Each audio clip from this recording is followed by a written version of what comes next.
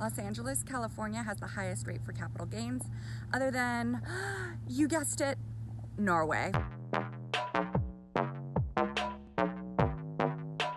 Did you guess it? If you knew that, seriously hit me up because I'm going to send you some cool merch as such a weird fact.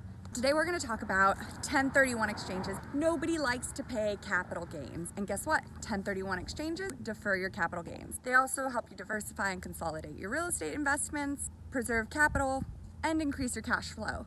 But today we're specifically talking about how to defer your capital gains using a 1031 exchange. Chances are if you held your property for a really long time, you've gained on it. I know that sometimes some of the houses that I'm looking at here in Pacific Palisades, people bought them back in the 70s for like $300,000, if that. But now that we're living in 2020, the average price point for Pacific Palisades specifically is $3.6 million and $1,000 a square foot. So chances are if you've held it since the 70s, you're gonna be paying capital gains.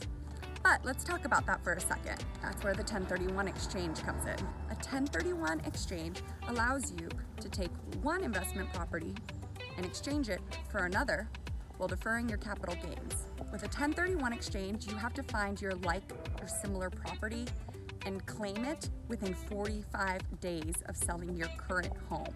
That being said, right now, there's not a lot of properties on the market, right? People are afraid that they are going to sell their house and they're not going to be able to find anything to replace it. There are extensions that do happen with 1031 exchanges, usually when there's like natural disasters or big things like that. But as of right now with COVID-19, we aren't seeing any happening. But there are a couple of workarounds. The first one, properties that are quote unquote COVID resistant, shopping centers, parking lots, stuff like that. When you're doing a 1031 exchange, you have to claim 3 properties as properties that you might use. What we do is we take one of these and we put that in as a backup so that in case the other 2 fall through, don't worry, we got you. The other one is special with Peak 1031 Exchange. What they have is a reverse exchange process. I'm not gonna lie to you, it's not the cheapest option, but it's kind of the coolest. What you do is you find the property that you want to purchase. Then you loan 1031 Peak the money.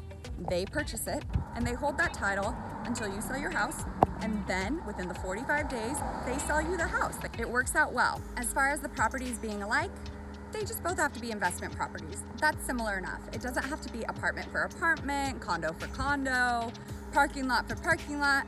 As long as they're not even generating income, but used for investment, you good. What we see a lot of is people holding on to their homes forever and ever and ever until they're ready to do a step up when your heirs inherit your home. It's something that you do have to prepare for. And I know you might be thinking, wait, you said 1031 exchanges are only allowed to be used on investment properties. I did say that. Thank you so much for listening. You are incredible. Mwah. But this is where it gets kind of cool. So a 1031 exchange has to be on an investment property that you should be renting it out for at least 2 years to consider it an investment property. That means mom and dad's house that they're living in right now, that's a 5-bedroom and it's just them and it's way too much home for them to even try and keep clean. It could be an investment property. And when we're seeing the average rental price here in Palisades as $11,000 a month, here's another fun thing. When you sell your home, if you claim it as your primary residence, you can get up to $250,000 if you're filing single or up to $500,000 if you're filing joint taxes. Can you put the two together? Well, here's how it works. You take the house, you rent it out 2 years. It's an investment property. In order to claim your primary residence on a house, when you sell it, you need to have lived there at least 2 out of the 5 last years. If you lived there up until now, and then you get a renter tomorrow, and the renter lives there for 2.5 years, and then you go and you sell it after 2.5 years. But of course, mom and dad were there for 2 out of those 5 years. So yes, you can claim them together. And one final note, It cannot be used on personal property. In the past, you could use your 1031 exchange on personal property, but now it's just real estate. If you think that this is an option and you want to talk about maybe renting out your house for a few years to see if you could do a 1031 exchange, I'd be more than happy to meet with you and consult and figure out what the best plan is for you personally. Everyone's different. And if you're not in the state of California and you still want to talk to somebody about 1031 exchanges, reach out. I have agents everywhere that would be more than happy to meet with you. The most important thing from this to know is I am not a tax specialist. I am not a 1031 specialist.